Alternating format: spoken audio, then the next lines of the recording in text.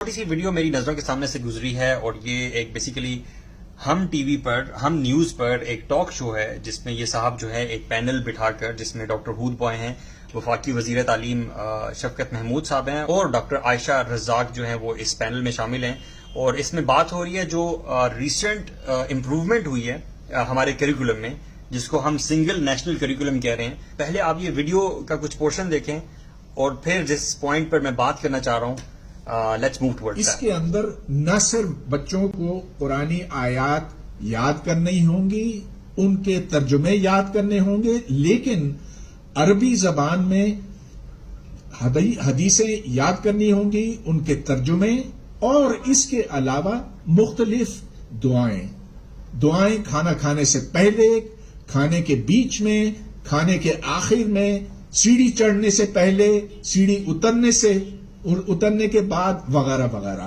اگر آپ اتنا بوجھ ایک بچے کے حافظے پر یوں ڈالتے ہیں تو بتائیے کہ دوسرے مضامین کے لیے کتنی جگہ رہے گی؟ تو جناب ان صاحب کو تکلیف ہے کہ ہمارے بچے جو ہیں وہ اللہ کے نبی صلی اللہ علیہ وسلم کی سیرت پر کیوں چلیں، ٹھیک ہے؟ ہم اپنے آپ کو مسلمان کہتے ہیں، یعنی کہ جب ہم دین پڑھتے ہیں تو ہم اس چیز کو سیکھتے ہیں کہ سب سے بہترین اخلاق، سب سے بہترین مینرز جو ہیں وہ اللہ کے نبی صلی اللہ علیہ وسلم کے تھے، اور ان کی سیرت پر چلنے والے جو لوگ ہیں وہی اصل میں کامیاب ہیں اس دنیا میں بھی اور آخرت میں بھی۔ اللہ کے نبی صلی اللہ علیہ وسلم نے ہمیں دعائیں سکھائی ہیں، وہ دعائیں جن کے پڑھنے سے ہمیں ثواب بھی ملتا ہے، اللہ تعالیٰ خوش بھی ہوتا ہے، ہماری زندگی میں برکت ہوتی ہے، ہمارے اعمال میں برکت ہوتی ہے، اور ہم اپنی جو پہچان ہے اسلام کی پہچان، ہم وہ پہچان پہنے ہر جگہ پھر سکتے ہیں، اور ہماری یہ آئیڈینٹی ہے۔ ان صاحب کو بھی تکلیف ہے کہ لوگ اسلام پر کیوں چلیں، اللہ کے نبی صلی اللہ علیہ وسلم کی تعلیمات پر کیوں چلیں، اور وہ دعائیں حفظ کیوں کریں۔ وہ جو چھوٹی چھوٹی دعائیں ہیں وہ یاد کرنے سے جو سائنس ہم پڑھ رہے ہیں، جو کہ ضرور پڑھنی چاہیے، جو سائنس ہم پڑھ رہے ہیں اس کے سمجھنے میں اور اس کے سیکھنے میں جو ہے وہ رکاوٹ پیدا ہوگی، ٹھیک ہے؟ کیونکہ بہت زیادہ بوجھ ہو جائے گا نا ہم، کیونکہ ہمارے بچے جب پیدا ہوتے ہیں وہ تو انگلش بولتے ہوئے پیدا ہوتے ہیں، ان کو تو انگلش آتی ہوتی ہے، تو وہ باقی سبجیکٹس جو ہیں وہ انگلش میں آسانی سے پڑھ سکتے ہیں کیونکہ ان کو انگلش آتی ہوتی ہے، کوئی مسئلہ نہیں ہوتا ان کو۔ تو جب یہ والی دعائیں جو ہیں وہ عربک میں یاد کرنے کی کوشش کریں گے جو کہ ان کی مدر لینگویج نہیں ہے، تو وہ جو انگلش ان کی مدر لینگویج ہے وہ متاثر ہوگی بہت زیادہ، اور جو باقی سبجیکٹس وہ حفظ کرنے کی، یاد کرنے کی، سمجھنے کی کوشش کر رہے ہیں، مشکل کانسیپٹس اور لاجکس، وہ حفظ کرنے میں، سمجھنے میں ان کو مشکل پیش آئے گی۔ بڑی ہی عجیب قسم کی لاجک ہے ان ماہر تعلیم صاحب کی۔ تو یہ بھی لازم کر دیا کہ عربی کے اندر بھی یاد کریں احادیث کو۔ اس میں مجھے ذرا بتا دیں، آپ بچوں کو اردو نہیں، بالکل ٹھیک ہے، آپ بچوں کو پڑھائیں، آپ بچوں کو اگر احادیث آپ نے پڑھانی ہے اردو میں سیکھنے دیں۔ آپ تو کہتے ہیں اردو میں بھی سیکھے گا، وہ عربی میں بھی سیکھے گا، عربی میں بھی سیکھے گا۔ ہم کوئی سعودی عربیہ میں پیدا ہوئے ہیں؟ آپ پہلی سے پانچویں کے بچے مطلب ہیں۔ اس سے زیادہ بے وقوف بات کسی کی ہو نہیں سکتی۔ مطلب سوچنے اور سمجھنے کی بات ہے کہ تکلیف ہو رہی ہے اس بات پہ کہ ہمارا بچہ جو ہے وہ عربی میں کیوں پڑھے گا، کہیں اس کو عربی نہ آ جائے، کہیں وہ قرآن جو ہے وہ دیکھ کر جب پڑھے اپنی زندگی میں تو کہیں اس کو سمجھ نہ آ جائے کہ اللہ تعالیٰ نے اس کو میسج کیا دیا ہے، اس چیز پر تکلیف ہو رہی ہے۔ ہم کوئی سعودی عربیہ میں پیدا ہوئے ہیں تو مجھے یہ بتائیں کہ ہم لوگ انگلش کیوں بولتے ہیں بھائی، ہمیں انگلش کا سبجیکٹ کیوں ہے بیچ میں؟ کیا ہم امریکہ میں پیدا ہوئے ہیں؟ کیا ہم یورپ میں پیدا ہوئے ہیں؟ ہم کس انگلش کنٹری میں پیدا ہوئے ہیں؟ ہماری نیشنل زبان جو ہے وہ تو اردو ہے، تو ہمارے سارے سبجیکٹس اس طرح تو اردو میں ہونے چاہیے۔ تو ہمیں آخر تکلیف کیا ہے کہ اگر بچہ جو ہے وہ عربک پڑھ رہا ہے، ہمارا بچہ انگلش بھی تو پڑھ رہا ہے، جس کے میں کمپلیٹلی حق میں ہوں کہ انگلش ضرور پڑھنی چاہیے، بلکہ جتنی لینگویجز ہو سکیں ہمارے بچوں کو آنی چاہیے تاکہ وہ اچھی طرح سے کمیونیکیٹ کر سکیں اور پاکستان کی ریپرزنٹیشن نیشنل اور انٹرنیشنل لیول پہ بہت بہترین ہو سکے۔ I am completely in favour of this, but the thing is کہ ہمیں تکلیف کیوں ہے کہ اگر ہمارا بچہ جو ہے وہ عربک پڑھ لے اور عربک سیکھ جائے، ہمیں ڈر ہے کہ ہمارے بچے کل کلا جو ہے وہ قرآن پڑھنے لگیں تو قرآن کا مطلب ان کو سمجھ نہ آ جائے اور ان کا کریکٹر اچھا نہ ہو جائے، اور ہم جو پیرنٹس ہیں جو کہ اس چیز سے دور ہیں تو ہم پر انگلیاں نہ اٹھانے لگ جائیں کہ بابا یا ماما کیا آپ لوگوں کا لائف سٹائل جو ہے وہ تو قرآن اور حدیث یعنی جو اللہ تعالیٰ کا میسج ہے اس کے بالکل خلاف ہے۔ تو ہم اس چیز کو شاید اوائڈ کرنے کے لیے کر رہے ہیں، یا پھر شاید ہمارے دلوں میں نعوذ باللہ کوئی اسلام کے لیے بغض ہے۔ بے شک ہم اپنے منہ سے کہتے ہیں کہ ہم جو ہے بالکل اس چیز کے حق میں نہیں ہے کہ قرآن نہیں پڑھانا چاہیے، حدیث نہیں پڑھانی چاہیے، لیکن ہم الفاظ منہ سے تو ادا نہیں کر رہے۔ انفارچونیٹلی ہمارے اعمال جو ہیں، ہمارے ایکشنز جو ہیں، they are speaking louder than our words. ہم لوگ یہ ظاہر کر رہے ہیں، ہم لوگ یہ مطلب چیخ کے ہمارے ایکشنز یہ بول رہے ہیں کہ ہاں بھئی یہ بات صحیح ہے کہ ہم اسلام سے نعوذ باللہ نفرت کرتے ہیں اور ہم بالکل نہیں چاہتے کہ ہمارے بچے قرآن پڑھیں اور حدیث پڑھیں. مجھے سمجھ نہیں آتی کہ what in a world are we living in, where are we headed and what do we want to achieve in our lives, who do we want to please if not Allah. مطلب this is the question I ask myself. I'm completely not able to understand.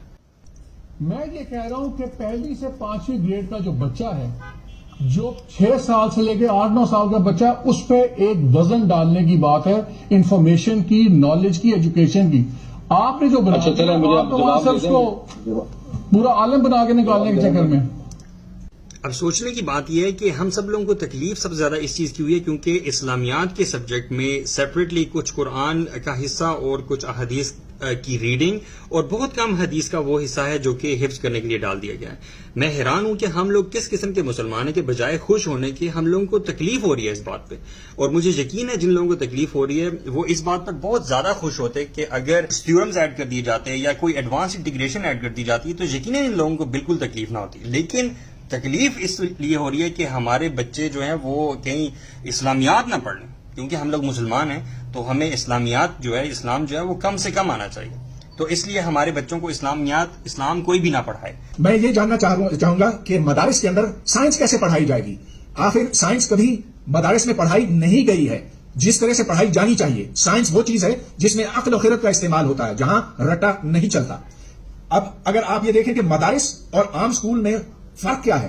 مدارس کا مقصد ہے کہ ہمیں دوسری دنیا کے لیے ایک بہتر جگہ تیار کریں. تو زندگی بعد الموت کے لیے مدارس کی تعلیم ہمیں تیار کرتی ہے، جبکہ پبلک سکول جدید تعلیم ہمیں اس دنیا کے لیے تیار کرتی ہے. ان دو مختلف مقاصد کو آپ کیسے جوڑ سکتے ہیں؟ میں جی حیران ہوں اور پریشان ہوں. اور میں اس قسم کے ماہر تعلیم لوگوں کو جب ہم بلاتے ہیں کہ جو اس قسم کی ڈیفینیشنز اور چیزیں اپنی طرف سے نکالتے ہیں کہ بندہ حیران رہ جاتا ہے کہ بھائی یہ چیز تم لائے کہاں سے ہو. یہ کس قسم کی تفریق کی جا رہی ہے کہ جو مدارس میں تعلیم دی جاتی ہے وہ اس دنیا کے لیے نہیں ہوتی، وہ زندگی بعد الموت کے لیے صرف ہوتی ہے جی. اور جو ہم سائنس پڑھتے ہیں وہ ہماری آج کل کی یہ اس دنیا کے لیے ہوتی ہے. میں سمجھنے سے قاصر ہوں کہ یہ تفریق کہاں سے لائے ہو بھائی، کس نے تمہیں کہا ہے؟ کاش کہ کبھی کوئی دین پڑھا ہوتا تو کہ آج اتنی بیوقوفانہ بات جو ہے وہ ان کے منہ سے نہ نکلتی. حیران ہوں میں کہ یہ اس قسم کی بات آخر کس منہ کے ساتھ انہوں نے کی، وہ بھی ایک پلیٹ فارم پہ جہاں پر آپ کو دنیا دیکھ رہی ہے. قرآن جو ہمیں ڈوز اور ڈونٹس کرنے کے حوالے سے بتاتا ہے. اگر میں صرف ڈوز کی بات کروں جن کا تعلق ہماری اس زندگی کے ساتھ ہے، اس دنیا کے ساتھ ہے کہ ہم نے یہ زندگی کیسے گزارنی ہے، تو اگر آپ یہ دیکھیں true believers establish prayers to Allah. ایک تو ہم نے نماز پڑھنی ہے، be kind to parents, relatives, wayfarers, the needy, orphans, ان سب کا خیال رکھنا ہے. آرفنز کا دوبارہ خیال رکھنے کی بات ہو رہی ہے. لوگوں سے اچھی بات کہنے کی بات ہو رہی ہے. Be good to prisoners of war, جو آپ کے جنگی قیدی ہوتے ہیں ان کے ساتھ you have to have a good character. مطلب آپ نے you have to show sympathy towards them, forgive the faults of others. لوگ اگر غلط کرتے ہیں اس دنیا کی بات ہو رہی ہے جی، زندگی بعد الموت کی بات نہیں ہو رہی. اگر اس زندگی میں لوگ آپ کے ساتھ کچھ غلط کرتے ہیں تو ہمارا forgiveness والا ایٹیٹیوڈ ہونا چاہیے. اسٹیبلش ریگولر پریئرز، پے زکات، چیریٹی، جس سے اس دنیا کے مساکین غریب جو ہیں وہ فائدہ اٹھائیں گے. مطلب آنےسٹی کی بات ہو رہی ہے. گیونگ تھینکس ٹو اللہ، شکر ادا کرنے کی بات ہو رہی ہے. And this list is very long and I believe this list is never ending.